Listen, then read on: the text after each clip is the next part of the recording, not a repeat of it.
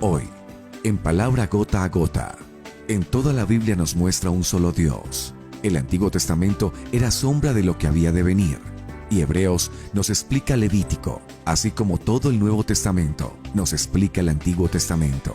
El pastor Álvaro Torres nos comparte el tema Puntualizaciones exegéticas de la doctrina de la unicidad, específicamente ¿quién es el Cristo?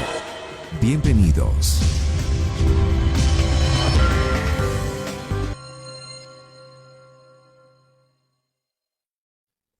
Bueno, queridos hermanos, les saludo de todo corazón en el nombre de Jesús. Estamos de regreso con el Gota a Gota, tratando de compartir con ustedes esas verdades que nos han hecho cristianos fuertes, que nos han mantenido 80 años fieles a Dios, que ha formado muchos pastores, que ha salvado y transformado muchos hombres y mujeres. Seguimos predicando lo mismo y amando. La Biblia dice que amemos la verdad, que la compremos y no la vendamos. Cualquier precio es un mal negocio. Entonces, la verdad hay que amarla y predicarla en amor, no por contienda ni por vanagloria. Nosotros no contendemos con nadie, no pretendemos hacerlo y no queremos hacerlo. Si por ahí le cruzamos la doctrina a alguien, no es esa la intención. Lo que pasa es que la verdad, cuando se cruza con la falsedad, pues la cuestiona. No es intencional, pero es inevitable. Entonces, hermanos, vamos a orar a Dios que Él nos ayude. Yo soy consciente cuando hablo de estas cosas que puedo hacer mucho bien o mucho mal. Así que quiero en el temor de Dios que Dios me ayude a hacer bien, a ayudarles a entender las Escrituras, a darles una comprensión sencilla y clara de lo que la Biblia enseña. Hoy día pues hay mucha información. Usted entra a internet, compra libros y usted oye ideas de todas las clases, colores y razones. Pero tenemos una verdad establecida que es la palabra de Dios. Entonces vamos a orar y vamos a pedir al Señor que nos ayude. Y yo lo digo con temor de yo quiero que Dios me ayude. Ojalá que no diga algo que suene malo, pero si lo hago, llámenos, escríbanos que se corrige.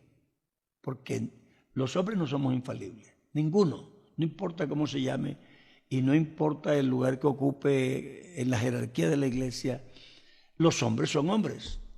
El único hombre que jamás se equivocó se llama Jesucristo. Los demás, todos, no importa quién. Nosotros no adoramos, honramos o rendimos culto a la personalidad de nadie, nosotros creemos en Dios. Y todos los demás somos súbditos. El único soberano es Él. Vamos a orar. Soberano Dios, somos conscientes que tú estás aquí con nosotros, que tu presencia está con nosotros. Somos conscientes de nuestra fragilidad y necesitamos de tu concurso y de tu ayuda.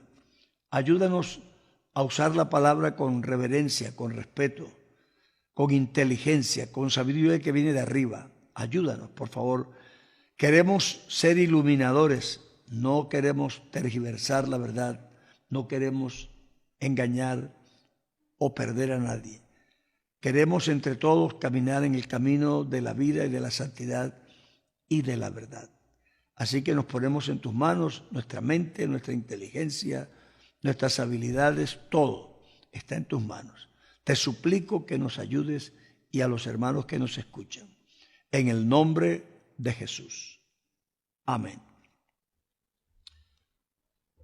Bien, creo que hay un planteamiento básico y cada vez entiendo que es más importante de lo que parece.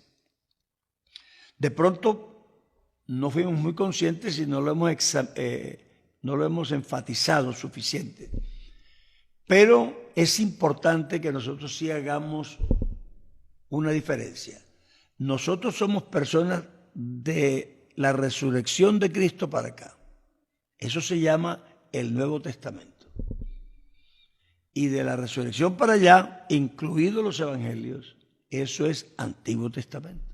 En los evangelios es una época de transición, pero todavía bajo la ley. Cristo empieza a introducir y a advertir de lo que viene y empieza a dar algunos principios, pero no se puede considerar eso todavía Antiguo Testamento porque el Antiguo Testamento termina con el juicio del Calvario, que es la terminación de la ley. La resurrección es el principio del Nuevo Testamento, del Nuevo Pacto. ¿Por qué hacer esta aclaración? Le diré, cuando yo era muy niño, tendría como 3 añitos. Vivía en una casa muy grande, que tienen patios grandes con árboles y todo. Y me desperté una noche y debía ir al baño. Y yo era niño, entonces ese baño era los antiguos que quedaban allá en el fondo del patio. Entonces yo no quería ir por allá. La noche estaba muy linda, es decir, la luna muy brillante, luna llena, pero parecía de día. Entonces yo salí y me fui a un portón y contra el portón me paré ahí. Y ahí paradito, de pronto apareció un hombre negro en la pared y empezó a subir y subir. Y yo me quedé mirando eso, casi sin respiración. Y el hombre subió y subió y se paró así enfrente. Y me dijo, Alvarito, pero yo sentí que la voz salió como de por aquí. Entonces yo volteé y era mi tío. Mi tío político que yo tenía, se dio cuenta que yo salí y se fue detrás de mí porque esos inodoros eran peligrosos en esa época. Entonces él salió detrás del chiquito que salió. Pero si yo no volteo, si no me vuelvo a ver quién es, nunca hubiera sabido. Porque la sombra no determina a las personas. Si usted busca a Dios en la sombra, usted nunca va a conocer a Dios y discutirá todo lo que quiera. Por desgracia, a la gente se ha quedado fascinada con la sombra. Entonces leen el Antiguo Testamento más que el Nuevo y la Biblia dice que el Antiguo era sombra de lo que había de venir. Ahí empieza nuestro problema, en todo. En la ley, en la gracia, en el arrepentimiento, en la salvación, en la santidad, en la consagración, todo. Porque todo lo que dice el Antiguo Testamento era sombra. Y no puede usted repetir como si esa fuera la forma de culto real, porque para nosotros no es. Y entonces la doctrina le pasa lo mismo. Yo en el Antiguo Testamento veo la verdad, pero en sombra. Y eso nunca será tan claro como en el Nuevo. Entonces, las discusiones vienen por eso, porque la persona encuentra en el Antiguo Testamento un dicho metafórico o profético, o dicho enmarcado dentro de esa sombra para que no se sienta, porque la Biblia dice que no estaba revelado y no se podía decir. El mismo Daniel, cuando dio la profecía, no la entendió. Y le dijo al ángel que estaba ahí, explícame, le dijo, no te la puedo explicar, cierre el libro que eso no es para usted. Y ya. Así que habló y no supo lo que dijo. Entonces es importante que nosotros sí entendamos esa realidad. Porque si no vamos a discutir de forma interminable. Y esa forma interminable no nos va a permitir aclarar la verdad. Entonces yo voy a hacer lo que debemos hacer los que creemos en el Nuevo Testamento. Arrancar por la claridad y luego ver qué hay en la sombra. Y no al revés. Lo que de pronto en otras materias y en algunas de la vida cristiana se podría pensar que Génesis es el libro de los principios, pero no el libro de la revelación, sino de los principios, cómo comenzaron las cosas. Pero si yo las quiero entender, por ejemplo, si quiero entender Levítico, leo Hebreos primero. Y cuando yo lea Hebreos y tenga la explicación, entonces cuando era eso me digo, claro, esto se refería a aquello. Pero hemos hecho al revés. Y queremos obligar al Nuevo Testamento a decir lo que nosotros suponemos que entendimos en el Antiguo. Entonces yo creo que este planteamiento inicial es fundamental. No es agregado, no es una extensión del tiempo, no es tratar de defender cosas, no. Esa es la verdad. Yo, para entender la alabanza, yo le regalo a usted un librito del Nuevo Testamento y digo, enséñeme sobre la alabanza, a ver qué me dice usted. Mano, es que tiene que buscarse el Antiguo porque usted no sabe lo que dice la Biblia en el Nuevo Testamento sobre la alabanza. Por desgracia, se aferra a eso y entonces no hay quien lo saque de ahí. Eso en todo, en la oración, ya digo, en el ayuno, en todo. Busca el nuevo. Y entonces va a entender el antiguo, porque para eso es la luz. Me dieron una antorcha para que yo la ponga y descubra lo que estaba en la oscuridad, pero que ahora con la luz que yo tengo puedo entender. Pero no puedo partir de allá y decir, no, aquí dice esto, así que el Nuevo Testamento tiene que decir esto. No, porque es al revés. Arranque de la luz y entonces usted tendrá la importancia de la revelación. Así que partamos de la realidad, no de la sombra.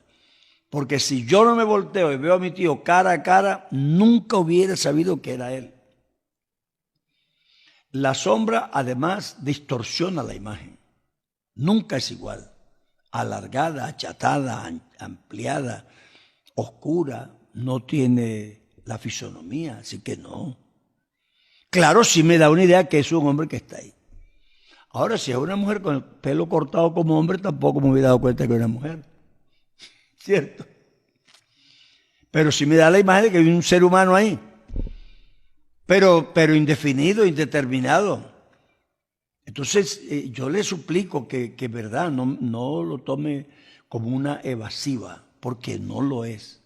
Yo también soy un buscador de la verdad, como usted. Y me interesa. No me interesa saber si hay un Dios, si hay 10, si hay 20, si hay 40, lo que la Biblia diga. Si la Biblia me dice que hay 100 dioses, yo creo en 100 dioses. Pero yo tengo 60 años, estar leyendo ese libro, me dice que hay uno, pues creo en uno. No porque yo quiera, es que creo en la Biblia. Creo en la palabra de Dios y como la Biblia dice que es uno, pues yo creo uno. Si me dijera que eran 3, pues igual me daba igual, porque creo en la verdad. Si yo le invito a romper los nexos que usted tenga con la adhesión sentimental, emocional o tradicional con cualquier verdad y se aferre a lo que dice la palabra de Dios. Eso es lo que usted la va a llevar a creer la verdad y a andar en la luz. Si no, usted estará equivocado. Entonces yo me pongo a preguntar, ¿quién es Cristo? Yo no conozco el Antiguo Testamento. Yo me encuentro con Cristo y bueno, ¿tú quién eres? Porque tengo que definirle que tengo enfrente. Cuando la gente habló de Dios, Dios en sentido genérico, no tenía muchos problemas. Entre otras cosas porque solo hay uno. Entonces, ¿qué problema va a haber de hablar de un ser que es único? Ninguno. No hay confusión, no hay comparación, no hay parámetros. Él es único y Él pone su propio parámetro, se mide por sí mismo. Él es el principio y fin de las explicaciones. Entonces, con Dios no surgió tanto problema. A menos que otros inventaron otro Dios, pero no había confusión sobre este Dios, porque es único. Pero entonces aparece Cristo. Y Cristo, cuando usted lo ve, tiene, como diríamos ahora, chaqueta y corbata y zapatos. Tiene una chilaba, se llama eso. Una sandalia. Ojos, boca y nariz como todo el mundo. Entonces, estaba vestido como todo el mundo. La apariencia como la de todo el mundo. Entonces, ¿quién va a pensar que ese es jovencito? Porque era un jovencito. De hecho, la mayoría de edad en esa época era 30 años. Así que él apenas tendría 18, como diríamos hoy. Tenía apenas la cédula recién hecha, por así decirlo. Entonces era un muchacho. Y esos viejos señores vetustos de barbas blancas, con experiencia y abdomen grande, Lo veían como un muchacho. Tú ni tienes 30 años, no tienes 50 años, ¿y qué nos vas a decir? Yo entiendo eso porque yo fui pastor muy jovencito. Y un señor como de 60, yo tenía como 15. Un señor de 60 me miró así. Me dijo, vea, jovencito, usted me va a decir a mí lo que debo creer. Yo no. Yo le dije, si usted le cree a los mayores, yo le traigo a algunos mayores para que le hablen. Y me dijo, bueno, por cierto que aquí tengo un libro escrito por mayores. Si quieres lo leemos. Y le mostré la Biblia, que está escrita por mayores. Así que Cristo no tenía apariencia sino de un hombre normal y corriente. Eso no tiene discusión. Es más, Jesucristo mismo lo reconoció en una discusión con los judíos, porque echaba fuera demonios. Ellos le dijeron, tú echas los demonios por el poder de Belcebú. Entonces él dijo, bueno, si yo los echo por Belcebú, ¿por quién los echan sus rabinos?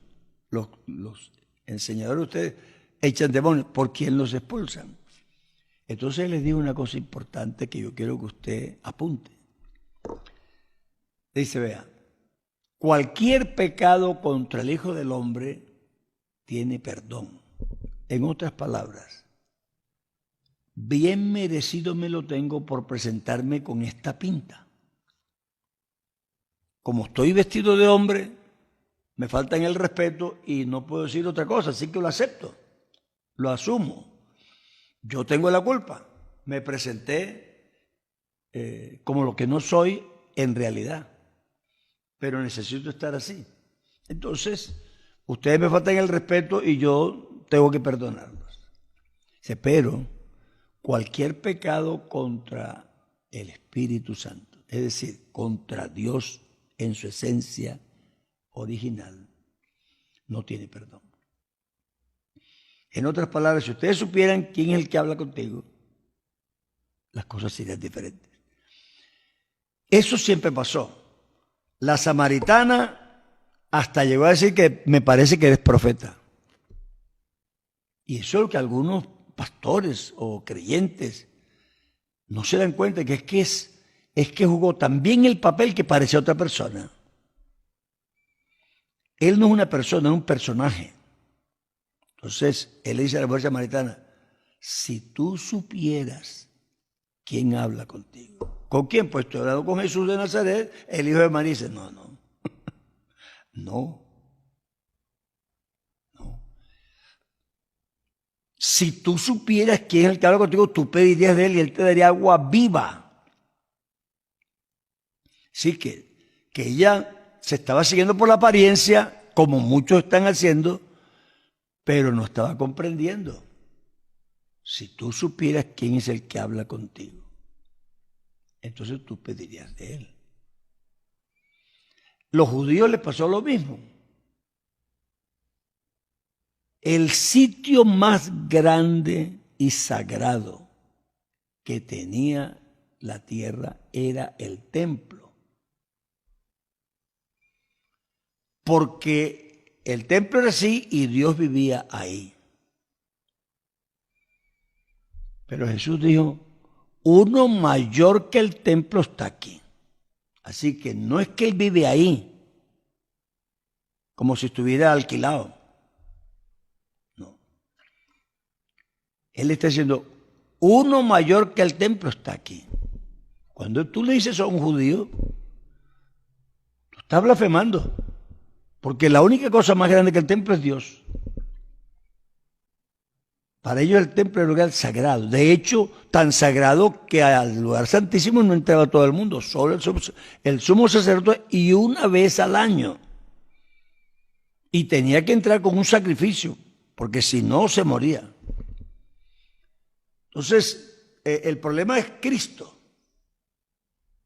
Todo en los primeros siglos, el primero y segundo, surgieron teorías, aún en el primer siglo, porque las cartas de San Juan realmente atacan esa idea de que Cristo no era carne real, que era como gnósticos, que Cristo no había venido en carne.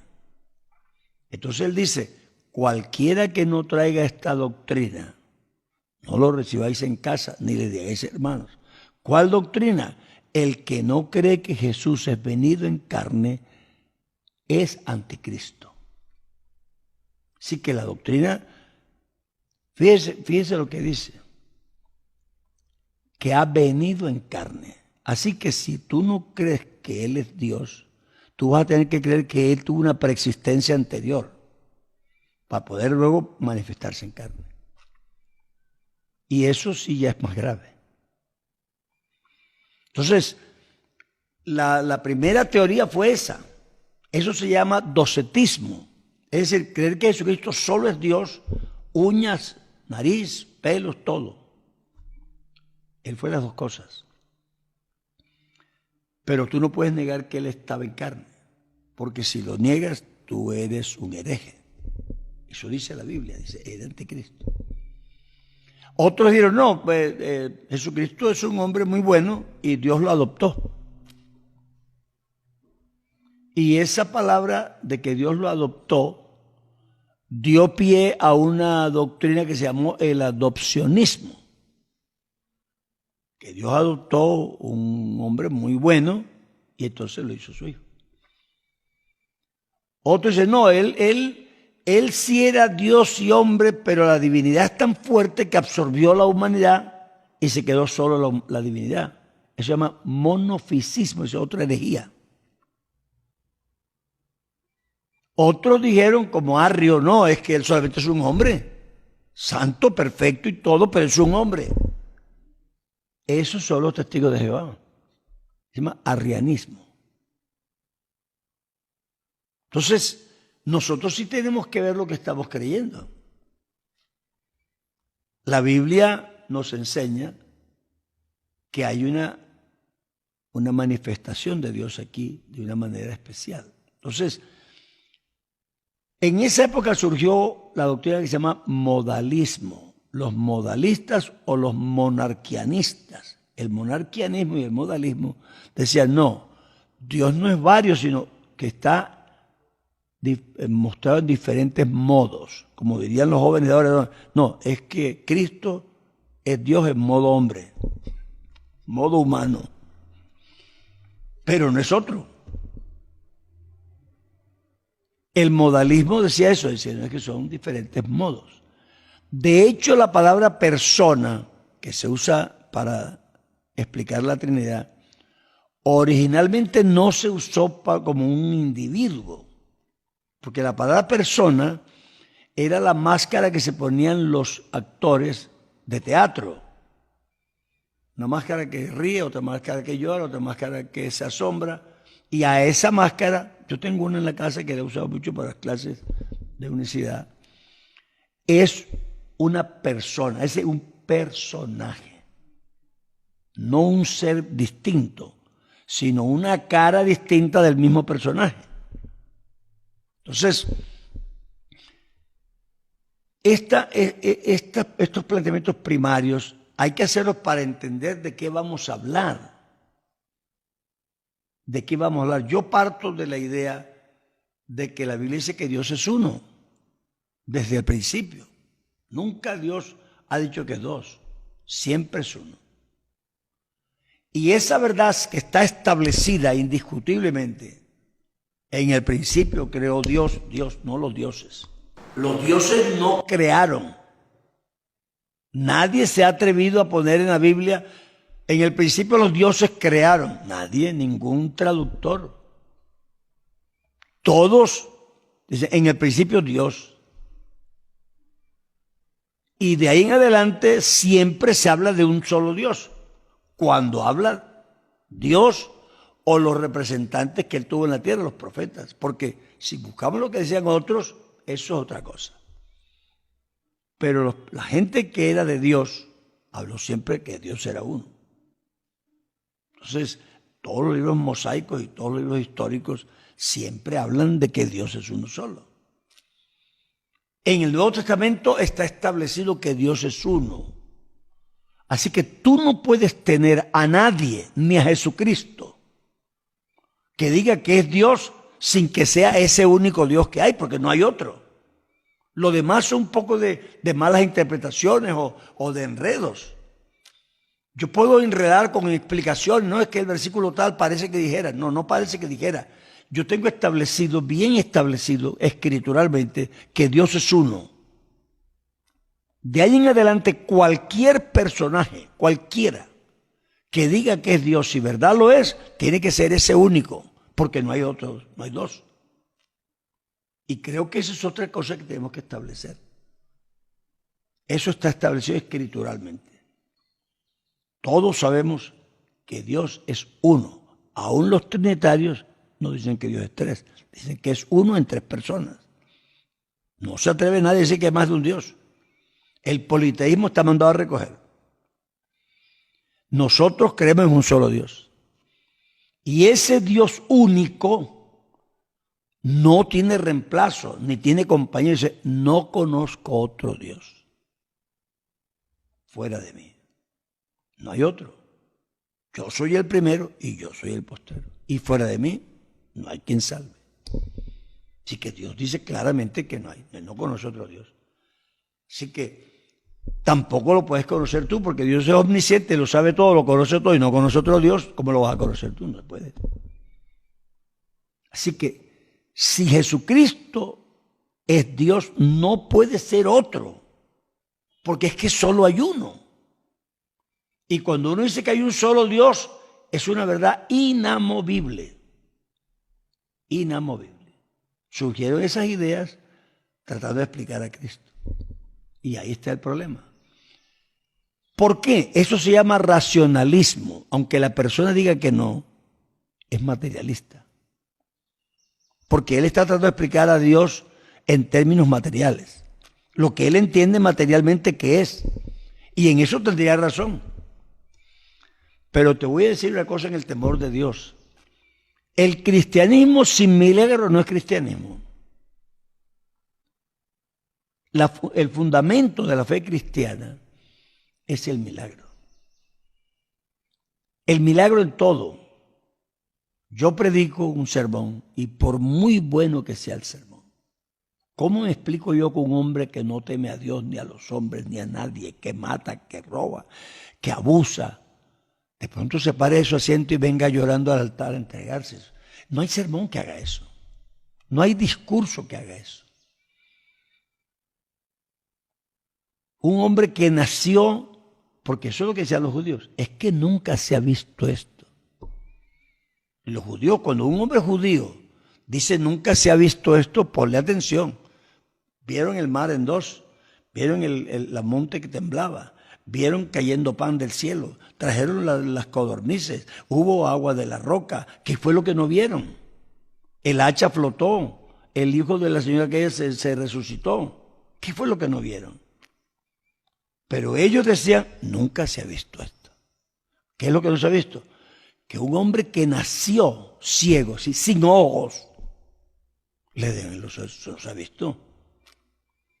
Nosotros sí hemos visto muchas cosas, pero esto no. Entonces, es decir, encontramos que en Cristo están pasando cosas que no son solo acciones extraordinarias, sino cosas nunca vistas. Un hombre que se queda paralítico por una enfermedad es una curación milagrosa, pero es una curación. Él tiene todos sus huesos, tiene sus tendones, tiene todo. Por alguna enfermedad, lo que sea, quedó mal, o un accidente. Pero un hombre que nace paralítico del vientre de su madre, cuyas piernas nunca han cargado el peso de su cuerpo. No sé si tú lo has visto, yo lo he visto. Las piernas se tuercen, los huesos se desfiguran porque nunca cargaron nada, los músculos no se desarrollan, están secos, no hay circulación buena, los tendones nunca se usaron. Bueno, de pronto un gran cirujano hace una cirugía y con una terapia de 3, 4, 5 años, de pronto. Pero que un hombre le diga, levántate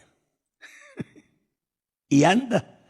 Y se levante, no a intentar caminar, no a dar pasitos, no a que alguien lo ayude con las piernas, no. Se levantó saltando.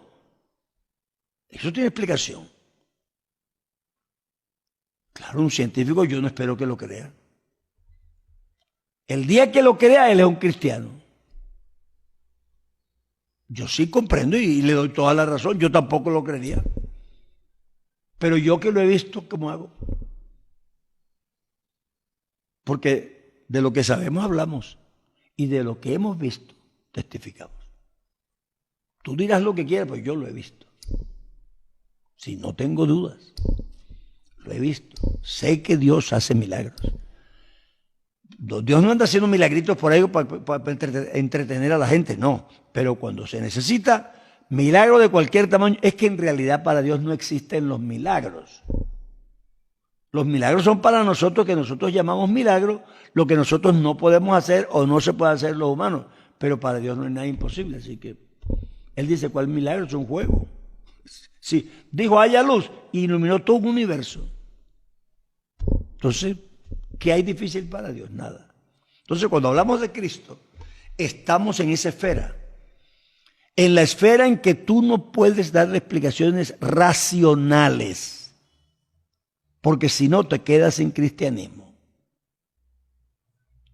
Y la explicación de toda la gente, cuando trata de explicar a Cristo, cae en eso.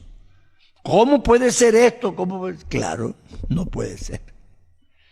Pero ¿y qué es lo que puede ser? Yo estuve enfermo de cáncer en la próstata y el doctor ni siquiera me ofreció quimioterapia, ni siquiera una operación. Me dijo, ¿por qué quieres que haga ya, Torres? Y me hice un examen posterior después que oramos y tenía la próstata como la de un jovencito de 18 años. Entonces yo dije, ¿y qué explicación hay? Me dijo, no. Estarían equivocados los resultados, ¿qué más podía decir? Pero yo me la hice en 3 clínicas, no pueden estar equivocados los resultados. Entonces, estamos hablando de una religión donde el milagro es la esencia misma de la creencia. Y eso incluye a Jesucristo. Si tú quieres entender a Jesucristo, tú tienes que arrancar creyendo en el milagro.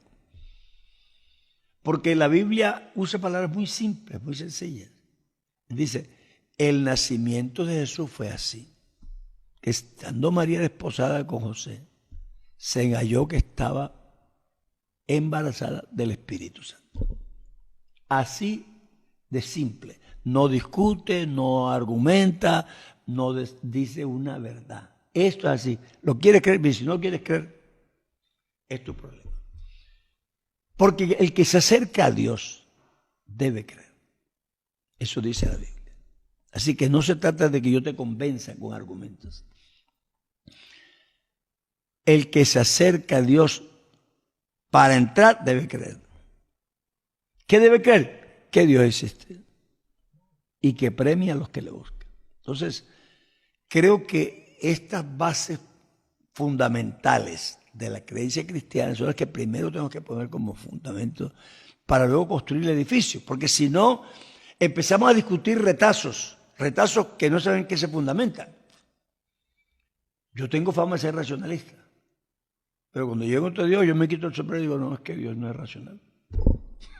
Claro, que sí hay un racionalismo trascendental.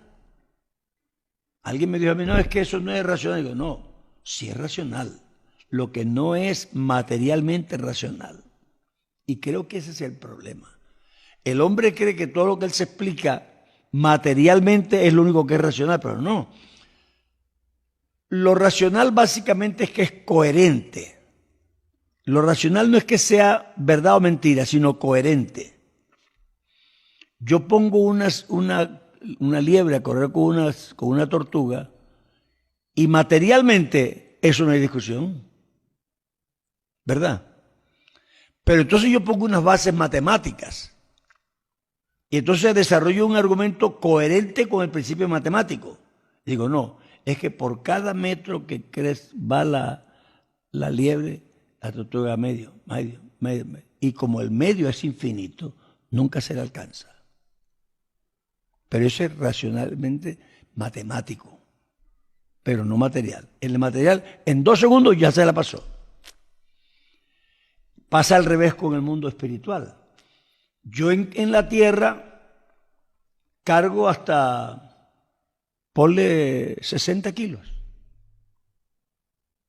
Y ya estoy viejo y me dice, no, hermano Álvaro, que 60 cargará 40. Y de pronto tienen razón. Y yo digo, no, pero yo puedo cargar 200 kilos. Y dice, hermano, ¿usted sabe que no puede? Sí puedo. Y no es mentira. Pero tengo que cambiar el escenario. Me voy para la luna. Allá no hay gravedad. La gravedad es la fuerza que ejerce la Tierra sobre los cuerpos físicos. Allá no hay gravedad. Entonces yo cargo 200 kilos. Así que eso sí es verdad y es racional, pero en unas bases distintas. Si tú quieres entender esto, hay que moverte a las bases de Dios, porque en el mundo material eso no es posible, pero en Dios todo es posible. Y creo que el problema básico es ese, que yo quiero todavía ser muy inteligente y explicar las cosas a mi manera en las bases en que yo las entiendo y como yo las fundamento. Y en eso, racionalmente tengo razón porque es coherente. ¿Cómo va a tener una mujer un hijo sin un marido? No puede. Y eso, no creas tú que eres el primero que lo ha descubierto. La primera fue María. ¿Y cómo será esto si yo no tengo marido? Así que ella no era una tontita, ella sabía. Podía ser jovencita de la época pasada, pero sabía muy bien cómo se tenían los hijos. Y dijo, no, ¿cómo va a ser eso si yo no tengo marido? Entonces el ángel dijo, te voy a explicar otra razón que no está en tu vida, esa es una sin razón, pero en el mundo mío esto es razonable. El Espíritu del Señor vendrá sobre ti y te hará sombra. Y el santo ser que se va a engendrar en ti, que en ser será llamado Hijo del Altísimo. Esto es una explicación racional en el mundo de Dios. Es coherente. Porque no es posible que yo crea que Dios es todopoderoso y no puede hacer eso. Entonces, creo que es importante que estos principios que no son versículos, pero sí son las Escrituras, los entendamos. Porque si no, nos vamos a equivocar. Tratando de versicular la Biblia es la peor manera de explicar la Biblia. Entre otras cosas, la Biblia no fue escrita por versículos y capítulos. Nadie, esos capítulos los pusieron los hombres para ayudar a la lectura, para facilitar la lectura, para saber dónde quedé, por dónde voy, para ubicar dónde está tal tema. Pero los capítulos no existen, ni los versículos. Y cuando tú le das entidad a un versículo, tú ya quebraste la esencia misma de las Escrituras. No hay versículos porque no existen. Y no me cites un versículo. Es que dice el versículo. No me cites un versículo. Porque no dice eso. El versículo es parte de un todo y en ese todo tiene sentido. Pero no puedo inventarme una idea solo de un versículo porque la peor manera de explicar la Biblia es versiculando las Escrituras. Entonces, tenemos eso. Todavía ese otro planteamiento y es el lingüístico. No sé si tú has sentido esto, pero lo hemos sentido, por lo menos yo lo he sentido y mucha gente lo ha escuchado que dice lo mismo. Tú dices a una persona, te quiero, pero tú sabes que te quiero no dice lo que tú estás sintiendo. Es decir, o te odio. Es decir, la palabra sabemos lo que significa, pero lo que representa no lo sabemos. Yo escuché un neurolingüista hace años, muy famoso. Entonces, cuando se habló del genoma, y bueno, la gran discusión del genoma, y qué bien que ya se descubre el genoma humano y tal, entonces le preguntaron a él, en una entrevista muy importante, en una cadena española, le dijeron, entonces, doctor, ¿cómo cuánto tiempo nos falta para nosotros hacer un cerebro? Ahora que ya tenemos el... Y él le dijo, no, eso está años luz. Por dos razones. Lo que hemos descubierto del genoma es como si tuviéramos una caja revuelta con bolitas y no supiéramos cuántas hay. Y por fin hemos logrado contarla. Entonces ya sabemos que hay 10 millones de bolitas. Lo que no sabemos todavía es qué hay dentro de cada bolita, ni cómo se interrelacionan. Entonces eso será otra carrera indefinida. Pero además, dicen, además, el cerebro tiene una parte digital y una que no es digital. La parte digital es la que nosotros estamos imitando, con los computadores, con todo eso. Entonces eso parece que estamos avanzando mucho. Pero esa parte que no es digital. Yo digo, yo amo. Y ella dice, yo amo. Y ella cree que yo siento lo que ella siente cuando dice eso, pero resulta que no. La palabra la hemos inventado, parece que hay un sentimiento que uno siente por otra persona, pero cada persona lo siente distinto. ¿Entiendes? Me asusté. Bueno, cada quien tiene su susto. ¿Qué quiere decir me asusté? Nadie sabe. Solo sabe con una impresión negativa por algo. Pero cómo lo vivió, nadie sabe. Entonces, las palabras no expresan verdades absolutas nunca, ninguna. Las palabras son un medio de yo expresar lo que siento aproximadamente. Es más, ni los colores. Usted dice, eso allá es salmón. Sí, salmón es un nombre genérico. Pero ¿qué grado de salmón tiene eso? Ella está ahí y ve la luz que le da de una forma y lo ve de una forma. Yo aquí lo veo de otra forma porque la luz se refleja aquí y usted de otra. Entonces, es decir, el color tiene que ver cómo con mis ojos lo bueno o malo o regulares que estén y además cómo refleja la luz, en qué posición estoy yo. Usted no se ha dado cuenta que uno compra unas medias marrones y llega a la casa y son beige. Esas luces de los almacenes le quitan el color o le dan otro. Y uno llega convencido que compró y dice, uy, pero estas medias no son. Y el vestido que uno pensó que casaba con eso, lo pone y no, eso no es. Entonces, eso pasa con las palabras.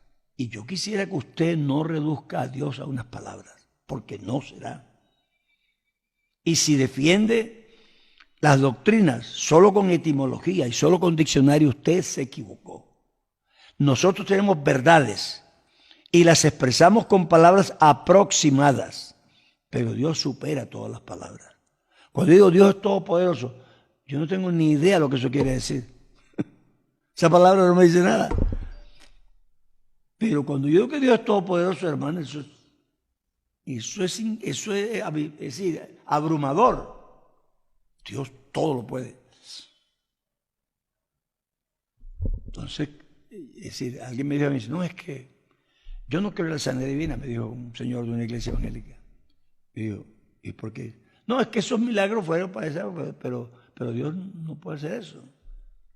Y yo le dije, ¿usted cree que Dios es todopoderoso? Me dijo, sí, y entonces, aunque la Biblia no dijera que Dios sana, yo creería que sana. Si aunque no hubiera un versículo que diga que Él llevó nuestras enfermedades, igual yo creería que Dios sana. Porque no es una doctrina, es una creencia en un ser que lo puede todo. Y si no puede sanar, entonces no lo puede todo. Así que eso es una tontería. El que Dios decida sanar o no, sí es discutible. Pero que pueda o no, no. Yo digo, no es que aquí puede caer un país, hermano, no sea exagerado. ¿Cómo va a caer? ¿Usted cree que va a caer pan del cielo raso? ¿Y por qué no? Que Dios no lo haga así porque no quiere, ok. Pero yo tengo que creer que sí puede caer pan del cielo raso. ¿Por qué? Porque Dios es todopoderoso. Así que Dios no lo haga porque no anda haciendo espectáculos por cualquier otra razón, te lo admito. Pero que no pueda, no te lo admito. Porque yo creo que Dios es todopoderoso. Y si es todopoderoso, lo puede hacer todo. Y todo es todo. Hay cosas que Dios no hace por su naturaleza y dice, no hago eso. Pero que puede, claro que puede. Si Él quisiera, lo hace. Dios tiene capacidad para hacer lo que sea. Porque es todopoderoso. Si no, nos equivocamos y hemos creído en Dios que no es así. Entonces, las palabras se definen mejor por el contexto, aunque por el diccionario. Yo viví en España Y en la época que yo viví en España, la gente tenía una forma de sacar las cuentas que uno se quedaba. ¿Cuánto hace? Son 20 duros. 20 duros. Uno, los que no estamos acostumbrados a tener, un duro son 5 pesetas. Y 20 entre 5 son, ya, vale 100 pesetas. ¿Entiendes? Pero es que hacían cuentas, eso vale 1.200 duros. Así que ya sus cuentas, ya son cuentas que usted tiene que hacer una calculadora. Pero estaban tan acostumbrados a hablar en duros, porque el duro era una moneda que vale 5 pesetas. Pero si yo busco en el diccionario, no dice que es una moneda de 5 pesetas. Duro es una calidad de resistencia, ¿verdad? Este es un material duro. Entonces digo, no, ese material tiene una dureza incalculable. Uy, eso vale mucho plata, dice el que piensa en duros, pero no está hablando de plata, está hablando del material. Y yo digo, oye, pero ese señor en su casa es muy duro. ¿Y de qué estamos hablando? No, que llevó a los niños a la playa y no le compró ni un helado. Ese es duro. Tiene el codo oxidado. O puedo decir, no, en la casa él es muy duro, así que cuando él dice una cosa, el que no la hace, le da por la cabeza. Entonces la palabra duro, yo la estoy usando, pero no significa nada a menos que yo le ponga un contexto. Y entonces lo malo es que yo quiera que porque yo leí en el diccionario que dice tal cosa, eso no significa nada sino eso. Y me empecine en que esa es la palabra de Dios. No, esa es mi cabeza, no la palabra de Dios. La palabra dice una cosa y la dice en relación con. Hay varias palabras que son de la Biblia que son controversiales. Por ejemplo, arrepentirse es cambiar de parecer. Entonces, por definición, Dios no se arrepiente. Entonces, no, Dios no se arrepiente. Pero la Biblia dice que se arrepintió Dios de haber hecho al hombre. Entonces tengo que cambiar yo, no la creencia. Yo sigo pensando que Dios no se arrepiente.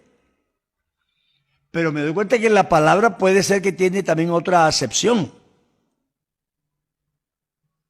Entonces Dios no se arrepiente como me arrepiento yo. Dios no es hombre para que se arrepienta. Es decir, Dios no se arrepiente como se arrepienten los hombres. Es lo que quiere decir ese versículo. Dios sí se arrepiente en el sentido que Él lo puede hacer. En Joel dice, entre la entrada y el altar lloran los sacerdotes, ministros del Señor y digan, perdona a Jehová su Padre. ¿Quién sabe si donde dijo destrucción, traerá bendición? Cambia de actitud. Nínive será destruida. Eso era eso, pero ahora si se arrepienten, yo les cambio el castigo. Entonces yo digo, no, Dios no es hombre para que se arrepienta. No es que Dios no se arrepiente como los hombres. Los hombres se arrepienten porque se equivocan, porque ignoran, porque tienen incapacidad, pero Dios no. Yo no puedo decir que ese versículo prueba nada. Ese versículo no trata de probar la naturaleza de Dios, su esencia, sino su carácter, su manera de actuar, su manera de ser, de hacer. Y entonces uno puede formar una discusión interminable, pero que no tiene sentido. Esa discusión no tiene sentido. Todos sabemos que Dios es un ser que hace todo bien, que lo sabe todo. Así que enseguida que me dicen que Dios se arrepintió, yo inmediatamente me ubico, que sé que no está hablando del arrepentimiento de los seres humanos. Eso lo sé ya enseguida, sin buscar versículos. Porque por definición, Dios es la verdad. Así que Él no se va a arrepentir. Pero no está hablando de eso. Él se está comparando y dice, yo no soy hombre para arrepentirme. Es decir, yo no me arrepiento como los hombres. Yo no soy hombre para mentir. Los hombres sí mienten. Si no es porque yo no es porque yo no pueda hacer o sí pueda hacer esto o lo otro, es porque yo no actúo así. Así que el versículo no tiene nada que ver con demostrar quién es Dios o quién es Dios en su esencia. Tiene que ver cómo Dios se comporta diferente a los hombres. Entonces, es importante que nosotros tengamos un poquito de cultura gramatical, lingüística, para poder ubicar esas cosas. Si no, yo me voy a equivocar. Así que, pues este es el primer planteamiento de dónde vamos nosotros a fundamentar la creencia. Porque cuando yo leo un versículo, el versículo mío ni siquiera está en el original. Está o en el inglés, o en el alemán, o en el español, y ya es una traducción. Y casi nunca una traducción puede ser 100% fiel, es casi imposible. Pero yo tengo verdades establecidas, y con esas verdades establecidas es que yo voy a interpretar los versículos, y no al revés. No hago los versículos para cambiar las realidades, no puedo. Yo voy a coger las realidades y tratar que los versículos, que el idioma diga lo que debe decir para definir esta realidad. Dios les bendiga y seguimos hablando de estas maravillas. Amén.